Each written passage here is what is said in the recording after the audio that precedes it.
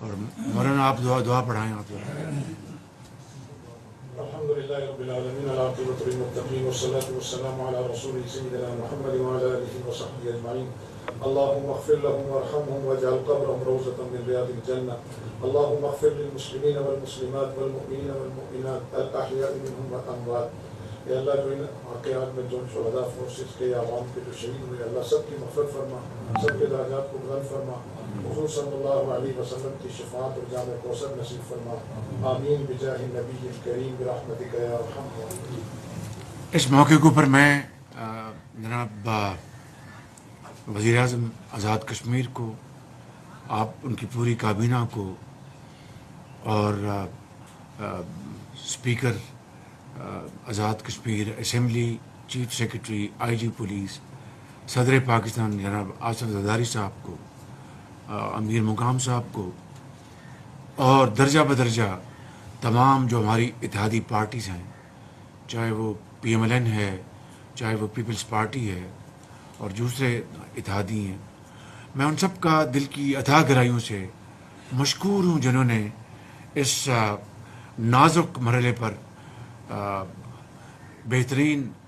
مشاورت پیش کی اور بہت شاندار مشورے دیے، اور ہم نے بر وقت الحمدللہ اس معاملے کو حتی المقدور کوشش کی کہ جلد از جلد بلا تاخیر اس کو طے کیا جائے اور اس معاملے کو ختم کیا جائے، اور جو ان کی جو معاملات ہیں، جو ان کے مطالبات ہیں، ان کی بلا تاخیر ان کی منظوری کی جائے. لہٰذا آپ نے دیکھا کہ پچھلے سوموار کو میں نے فی الفور ایک میٹنگ بلائی اسلام آباد میں، سب لوگ آپ وہاں پر موجود تھے، اور وہیں پر بیٹھ کے ہم نے 23 ارب روپے کا جو ایک مالی معاونت کا پیکج منظور کیا وہاں پر، اور اس کو صرف لفاظی کی حد تک نہیں، وہیں پر ہم نے باقاعدہ ایک وہاں پر ایک اسٹیٹمنٹ تیار کی، اس کو جاری کیا گیا. آزاد کشمیر میں چیف سیکرٹری اور آئی جی سے براہ راست میرا رابطہ تھا، اور ہمارے جو دوسرے جو ادارے ہیں ان سب سے رابطہ تھا، اور باہمی مشاورت سے فی الفور اس کی آگاہی آگے جو لوگ مطالبات کر رہے تھے ان تک پہنچائی، اور ان کو یقین دلایا کہ یہ بات الفاظ یا کاغذوں میں نہیں رہے گی، صرف چند دنوں میں انشاءاللہ عملی اس کو جامہ پہنایا جائے گا. آج میں یہ آپ کے پاس لے کر آیا ہوں. حکومت پاکستان نے اسٹیٹ بینک کو باقاعدہ 16 تاریخ کو یہ ہدایت دی کہ یہ 23 ارب روپیہ جو رقم یہ آزاد کشمیر کو پہنچا دی جائے. اور آج جب میں آپ سے گفتگو کر رہا ہوں تو یہ 23 ارب روپیہ آزاد کشمیر حکومت میں اکاؤنٹ میں آ چکا ہے. یہ کوئی آپ پر کوئی احسان جتانا نہیں ہے، یہ ہمارا فرض ہے کہ بطور ایک پاکستانی کے، اور آزاد کشمیر جس کو، اور کشمیر جس کو حضرت قائد اعظم نے پاکستان کی شہرک کہا تھا، اور اس کے ساتھ والہانہ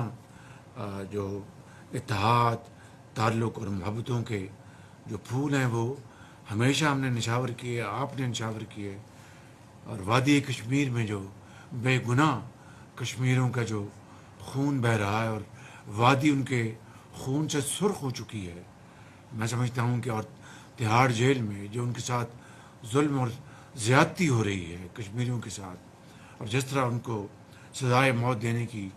وہاں پر آوازیں اٹھ رہی ہیں، اس کا نتیجہ سب نے دیکھا کہ الیکشن ہوئے، مگر جو حکومتی پارٹی ہے وہ اپنے لیول پر، اپنے نام پر وہاں پر الیکشن نہیں لڑ سکی. میں سمجھتا ہوں کہ یہی جہاں پر ظلم ہوتا ہے، جہاں پر زیادتی ہوتی ہے، تو پھر اس کا آگے سے یہی جواب ملتا ہے. تو میں آپ سب کو یقین دلاتا ہوں کہ نہ صرف انشاءاللہ جو مقبوضہ کشمیر میں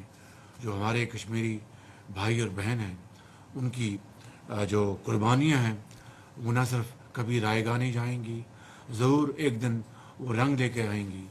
پاکستان نے ہمیشہ اور ہمیشہ ان کے ساتھ یعنی باقاعدہ ایک ڈپلومیسی جو ہماری ہے، خارجہ پالیسی، اس کا یہ حصہ ہے، اور تمام مورل سپورٹ، اخلاقی سپورٹ ہمیشہ دی ہے اور دیتے رہیں گے، اور انشاءاللہ جو ہماری سفارتی کاوشیں ہیں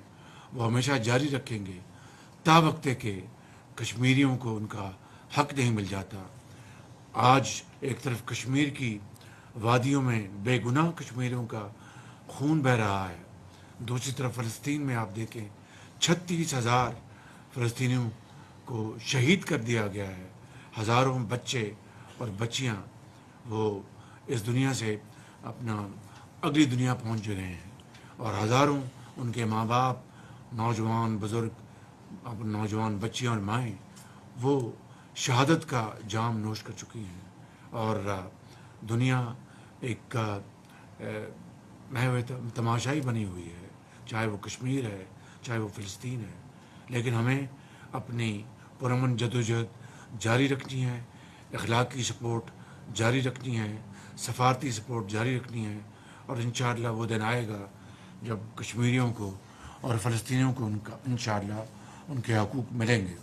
میں آج یہاں پر جہاں پر آپ کے پاس حاضر ہوا ہوں یہ بتانے کے لیے کہ آپ کی ترقی اور خوشحالی پاکستان کی ترقی اور خوشحالی سے جڑی ہوئی کشمیری آزاد کشمیر کے بھائی اور بہن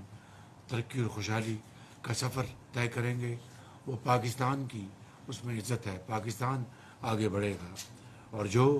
ہمارے درمیان جو انڈرسٹینڈنگ ہے، جو ہمارے درمیان جو ایک باتیں طے ہیں اس کے اوپر عمل پیرا ہونا ہمارا فرض ہے، اور اسی حوالے سے میں آج یہ باتیں عرض کروں گا کہ جلدی IMF کی ٹیم آئی ہوئی ہے، اس کی وجہ سے ہمارے منسٹر پاور اور سیکرٹری پاور اور وہ وہاں پر چونکہ مصروف تھے، جو ہی IMF ٹیم جائے گی